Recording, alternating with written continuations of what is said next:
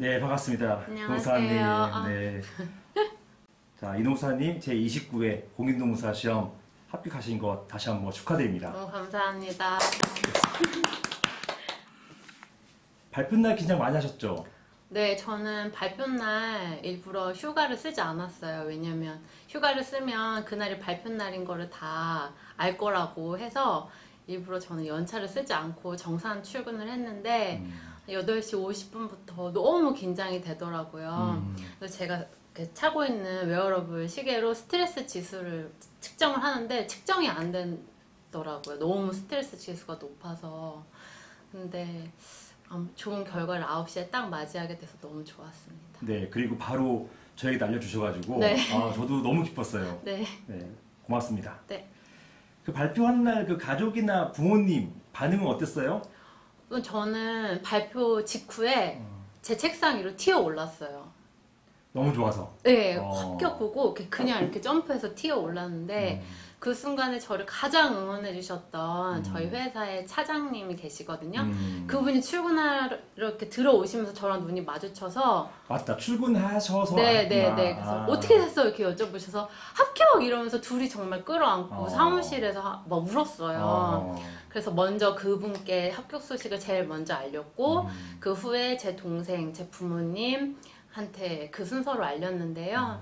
제 동생도 너무 좋아해주고, 물론 메신저로만 얘기했지만 너무 좋아해주고, 동생이 제 부모님, 할머니, 기타 친척들한테 다 알려서 축하 메시지를 굉장히 많이 받았습니다. 네, 부모님 특별하게 하신 말씀 있으세요? 저희 부모님은 제가 현재 직장에 다니고 있는데 왜 그 공부를 하냐. 지금 직장도 정년 보장도 되고 남들이 보기에 나쁘지 않은데 왜 굳이 그 공부를 하냐면 제가 고생을 하니까 많이 반대를 하셨는데 그래도 합격을 하니까 되게 기뻐해 주시고 좀 긍지 아니면 근성의 아이콘으로 저를 인정해주고 계세요. 우리 따님으로서 네. 그래서 너무 대견하셨겠어요? 네, 그러신 것 같아요. 또 든든하시는 것 같습니다. 그쵸. 네.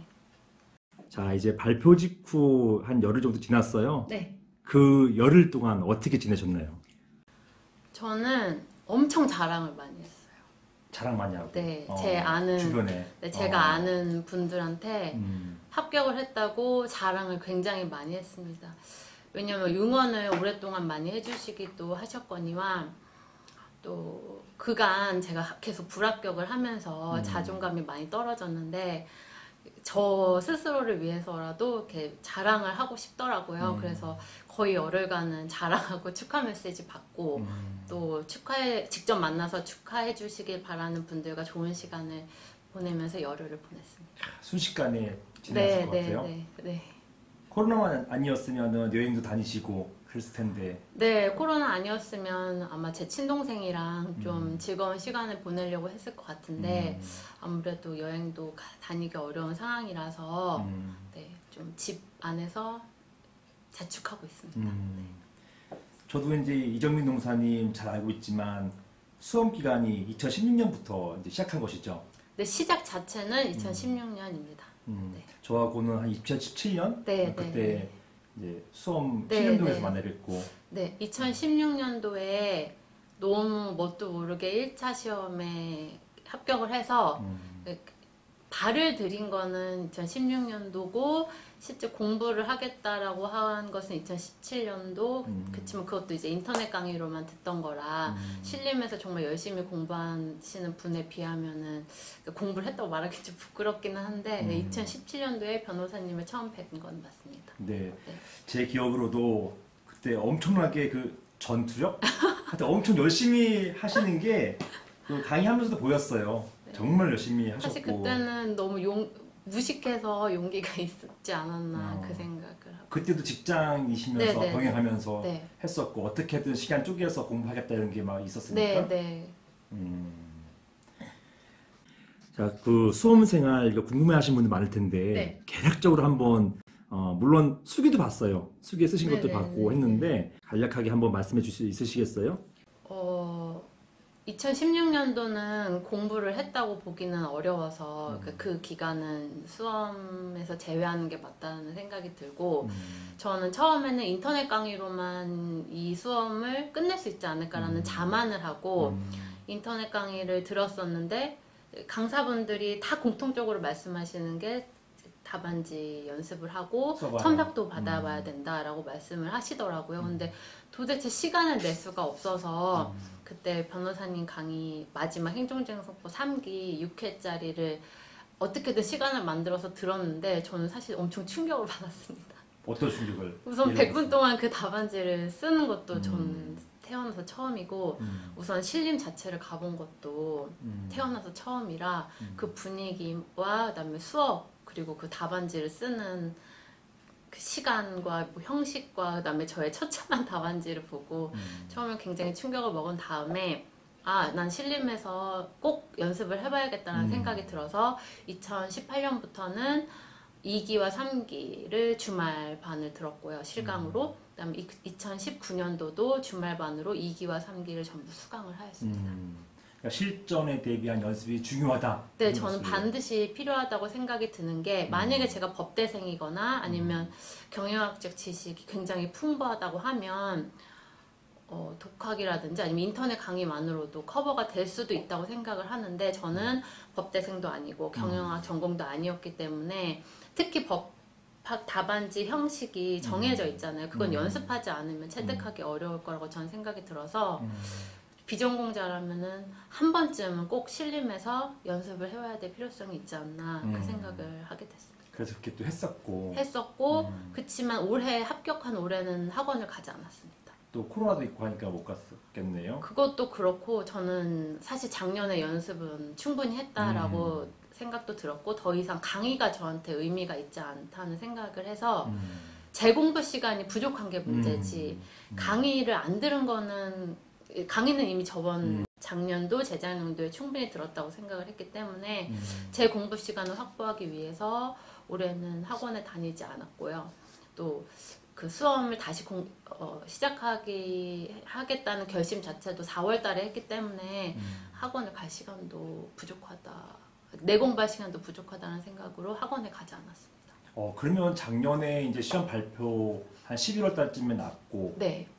올해 4월 달 다시 시작할 때 동안까지 한 5개월 정도 텀이 또 있었네요. 네, 그때는 제가 작년 시험에 떨어진 거에 너무 충격을 먹어서 미국 유학을 가야겠다는 생각에 영어 공부를 하고 있었기 때문에 노무사 수험 공부는 전혀 하지 않았고 1차를 다시 봐야 되는 상황이라 4월부터 다시 공부를 했는데 어떻게 보면 그게 합격 요인이라는 생각이 지금 들긴 합니다. 왜냐면 단시간에 난 이걸 퍼부어야 된다.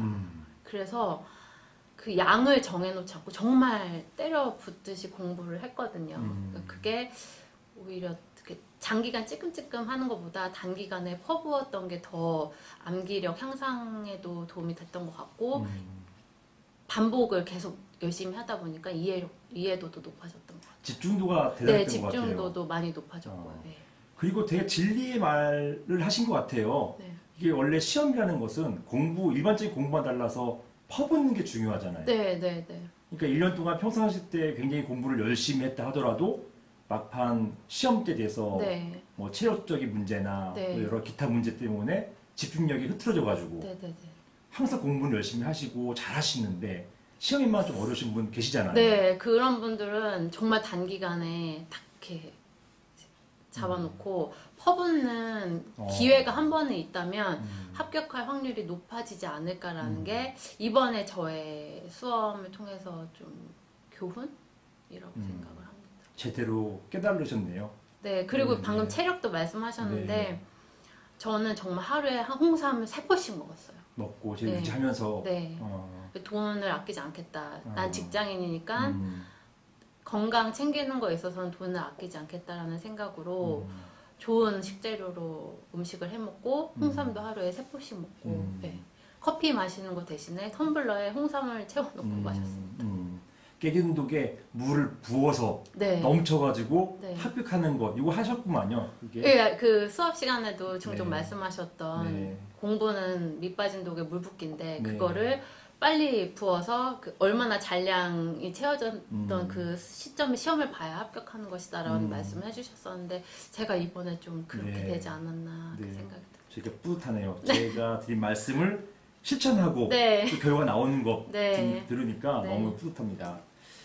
자, 이제 좀 구체적인 얘기로 아까 인강 그리고 실강 네. 이거 이제 구분해서 일단 다 들으셨긴 했네요. 네. 들었었고 그 다음에 지금 이제 마지막 거의 도움 받을 때 선생님은 이제 추천도 해드려야 되니까 뭐 선생님 말씀 한번 나눠볼 텐데요. 네. 노동법 먼저 얘기 나눠보죠. 저는 뭐 당연히 변호사님을 추천을 하겠으나 저는 옛날 네, 사람이고 이제 강의를 안 하시기 네, 때문에 네.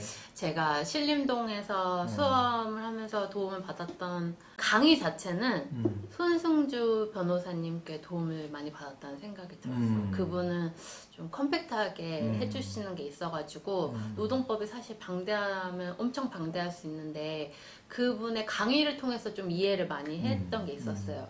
특히 제가 그분은 연기 1기는 인강으로 듣고 2기, 3기는 2018년도에 그 실강을 들었는데 강의로서는 정말 잘 배웠던 것 같아요. 그렇지만 19년도는 저는 그분의 강의는 듣지 않았고 19년도는 이수진 변호사님의 수업을 들었는데 사실 그 책이 좋아서 저는 그분으로 바꿔서 선택을 했거든요. 근데 강의는 거의 듣지 않고 모의고사만 보고 그분의 책을 공부하고 강의는 각 강평 정도만 듣고 집에 왔습니다. 좋은 것만 이렇게 골라 들으신 게 되는 거예요. 왜냐면 저는 직장인이라 시간이 너무 부족하기 때문에 휴식할 시간도 저는 굉장히 필요했거든요. 특히 노동법은 일요일 날 진행이 돼서 토요일 날 아침에 일찍부터 저녁 늦게까지 수업을 들으면 일요일에 진짜 너무 피곤해요. 그래가지고 일요일은 또 시험도 150분씩이나 보잖아요. 그래서 일요일 오후에 쉬지 않으면 제 직장 생활도 그렇고 평일에 공부도 너무 지장이 많을 것 같다는 생각에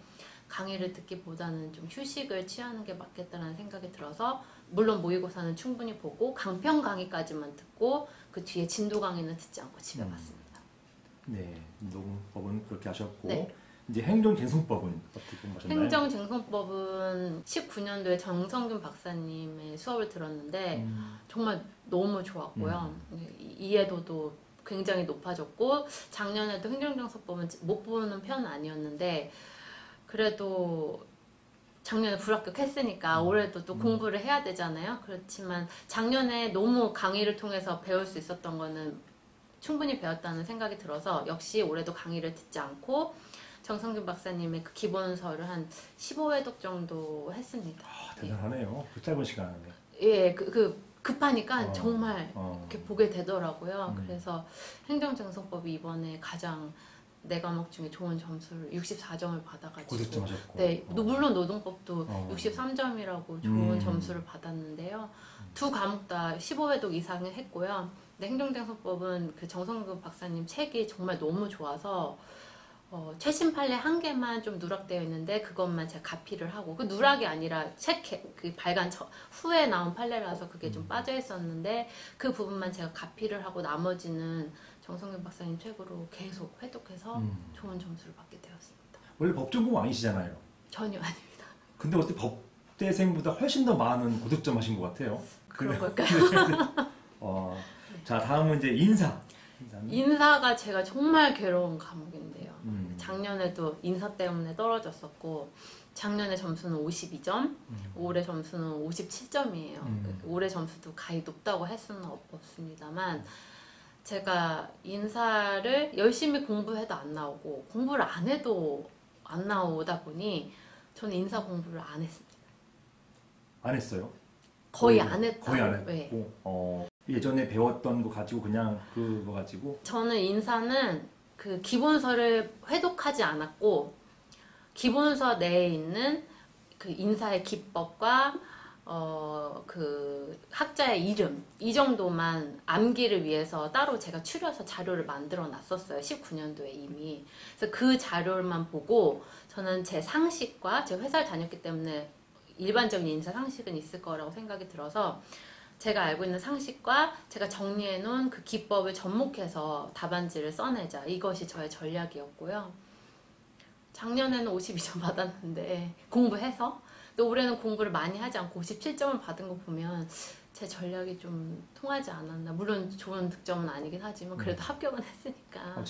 제가 들어보니까 이건 무전략의 전략이었는 것 같은데요. 네, 그래서 저는 사실 인사가 너무 괴로워서 그 모의고사 3년치도 다 읽고 강사님들이 만드신 모범 답안 자료들이 다 있어요. 그걸 다 읽었는데도 머릿속에 아무것도 입력이 안 되는 거예요. 그래가지고 이거는 시간이 난 부족해서 이걸 다 할 수가 없다 생각에 그래 난 기법만 외운다. 그리고 나머지는 내 상식으로 푼다. 그래서 기법과 상식을 접목해가지고 풀었고 저는 사실 올해 제가 인사를 되게 잘 봤다고 생각을 했었어요. 이거 60점 넘는다 이렇게 생각했는데 실제로는 그 점수는 나오지 않았거든요. 그렇지만 저의 전략은 나름 성공하지 않았나 생각을 합니다. 우리 뭐 인사 선생님 중에 특별하게 추천하고 싶으신 선생님? 저는 인사는 그 신림동에서 유명하신 세 분의 수업은 다 들었어요. 네. 인터넷 강의로 이혜선 노무사님, 그 다음에 그다음 실강으로는 김유미 노무사님, 그 다음에 또 실강으로 최승락 선생님 이렇게 세 분 건 다 들었는데 뭘 들어도 저는 인사가 워낙 저한테 힘든 과목이어서 그치만 제일 머릿속에 남는 거는 이혜선 선생님의 강의가 좀 그나마 기초를 잡는데 도움이 되었던 것 같아요. 네. 마지막으로 이제 선택 과목은 노동경제. 네, 어떠셨어요? 노동경제학은 작년에 장성구 박사님의 수업을 통해서 성적이 굉장히 많이 올랐어요. 작년에 노동경제학이 62점이 나왔었거든요. 그 전에는 노동경제학이 굉장히 무서운 과목이었어요. 그거는 정답이 정해져 있는 과목이기 때문에 숫자를 틀리거나 뭐 그래프를 잘못 그리거나 하면 정말 오답 처리가 되는 거라 정답만 써야 되는 그 시험이기 때문에 무섭기도 하고 강박까지 생길 정도로 힘들었었거든요. 근데 작년 실강을 통해서 장성구 박사님의 지도를 잘 해주셔가지고 그 두려움을 많이 극복했고 작년에 좋은 점수를 받고 나니 제가 자만을 했더라고요. 그래서 올해는 노동경제학도 공부를 많이 하지 않았어요. 풀기는 직접 풀되 답안지를 쓰는 연습은 하지 않았거든요. 그래서 올해는 58.99를 받았는데 저는 노동경제학은 답안지를 쓰는 연습은 꼭 해봐야 된다는 생각이 이제 와서 들더라고요. 그것은 그래프도 그려봐야 되고 또 답안지를 예쁘게 만들어야 되는 스킬이 필요하기 때문에 제가 혹시라도 올해 불합격을 했다면 다른 과목은 좀 또 강의를 듣지는 않겠지만 노동경제학은 모의고사 연습은 할 것 같습니다. 네.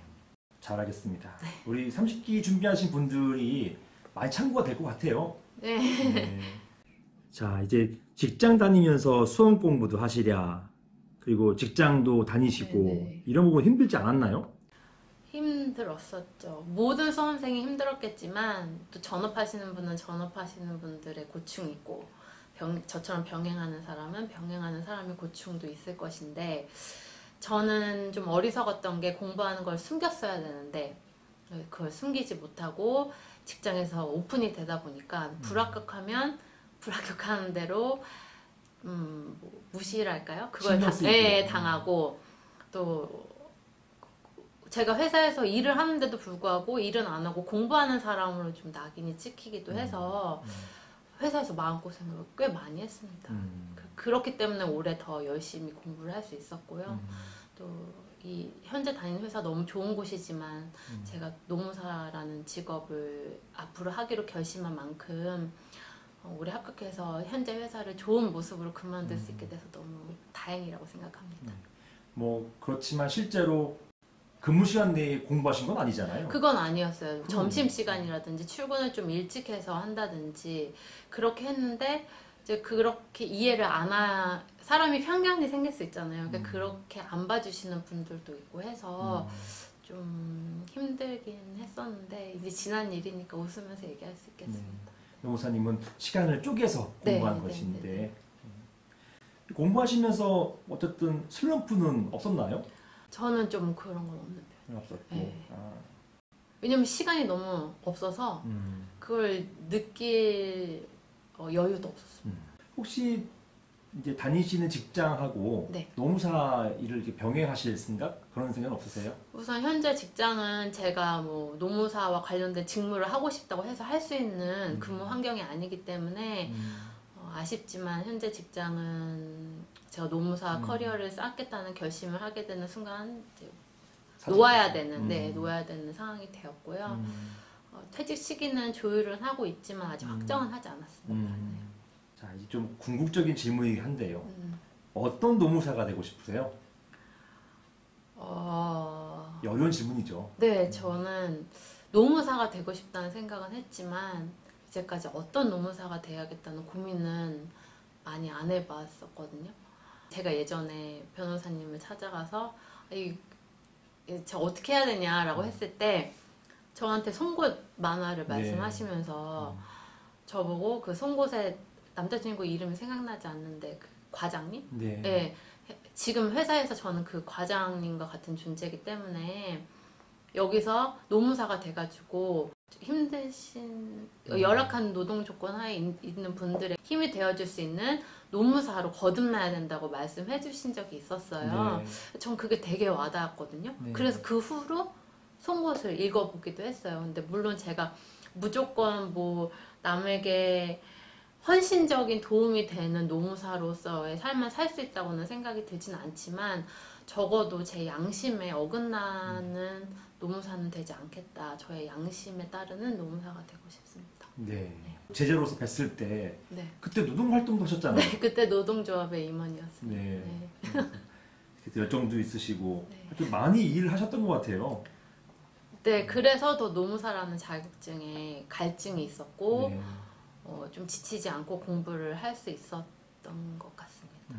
제가 생각하는 노무사님, 이노무사님의 어떤 그 다른 수험생들하고 달랐던 점은 노무사 수험에 대해서 굉장히 어떤 목표의식이 뚜렷했던 것 같아요.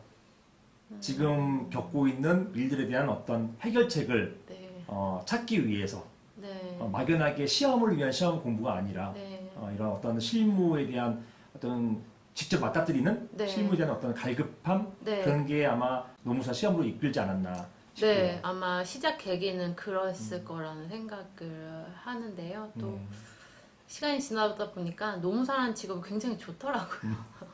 좋은 직업이더라고요. 그래서 이제까지는 좀 저의 회사에서 한정된 업무만 했다고 하면 아주 다양한 영역을 만져볼 수 있는 노무사라는 직업이 하고 싶어져서 더 열심히 공부했던 것 같습니다.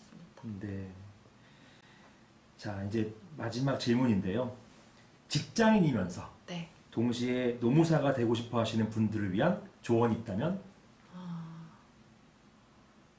힘드실 텐데 힘내시고요. 시간이 없기 때문에 그 시간 안배를 잘 하셔야 되는데 그럼에도 불구하고 주말에 2기, 3기 신림동 가서 답안지 쓰는 연습은 꼭 하시라. 강의를 들으러 가는 건 부차적이지만 답안지를 쓰는 연습을 하러는 꼭 가셔야 된다고 저는 생각을 합니다. 꼭 1년에 한 번 정도는 가셔야 될 것 같고 그리고 충분히 강의를 이미 많이 들었다. 강의를 통해서 내가 더 얻을 수 있는 게 없다라는 생각을 하시면 과감하게 인터넷 강의든 실강의든 듣지 마시고 교과서 하나를 정말 무식하게 열심히 파면 좋은 결과가 있다고 저는 생각을 하는 게 왜냐면 제가 그렇게 했기 때문에 그 결과가 있을 것이라고 저는 생각을 합니다. 더 신뢰감이 드네요. 네, 그 회독수가 정말 중요하다는 게 이번 수험을 통해서 저도 생각이 들었는데 이전에는 제가 안다고 생각했지만 사실 회독을 5회독도 잘 못했을 거예요. 뭐 많이 해봤자 10회독도 못했을 거라는 생각이 드는데 진짜 올해는 제가 최소로 센 게 15번이거든요. 그러니까 그 이상은 했을 거예요. 법 과목 2과목에 있어서는. 그래서 법 과목은 회독수가 중요하기 때문에 시간을 내서 꼭 회독을 하시고 그냥 이렇게 훑어보는 수준이 아니라 글자를 꼼꼼하게 제대로 읽는 그거부터 하시는 게 제일 중요한 것 같아요. 네, 단어에 대한 이해가 영어 단어를 이해하듯이 법 단어도 그 뉘앙스, 어감 이런 게 굉장히 중요한 게 있더라고요. 그래서 그거를 잘 이해하시는 게 중요한데 그러려면 제대로 꼼꼼히 읽기 시작하는 게 그것이 수험의 정도가 아닐까. 네. 네. 그것도 생각합니다. 시간을 쪼개서. 네, 시간을 내서. 이건 추가 질문이에요. 네네네. 그 짧았던 신림동 생활 중에서 네. 느꼈던 어떤 추억 에피소드라고 한다면 뭐 좋은 동료를 만났다던가. 네. 지금 저보다 먼저 합격하신 우리 훌륭한 27기, 28기 노무사 선배님들을 알게 된 거는 제 인생에 너무 큰 자산이 되었고요. 또 반면에 같이 공부했지만 아직도 합격 못한 친구들이 있어서 마음이 무겁기도 합니다. 근데 그렇게 그분들이랑 점심시간에 점심도 같이 먹고 서로 답안지 보면서 부족한 부분 조언도 해주고 그랬던 시간은 정말 너무 좋았고요. 그게 신림동에서의 저의 대부분의 추억을 차지하는 것 같습니다. 근데 신림동 생활이 가히 행복하지는 않았어요. 괴로웠기 때문에 빨리 끝내시고 그런 분들이 더 승자가 아닌가 생각이 듭니다. 네. 네. 이제 노동 실무에서 만나게 돼서 너무 기쁘고요. 네, 저도 네. 앞으로 실무를 열심히 배우려고 네. 노력하고 하려 합니다. 네. 네, 네, 다시 한번 축하드립니다. 네 고맙습니다. 네.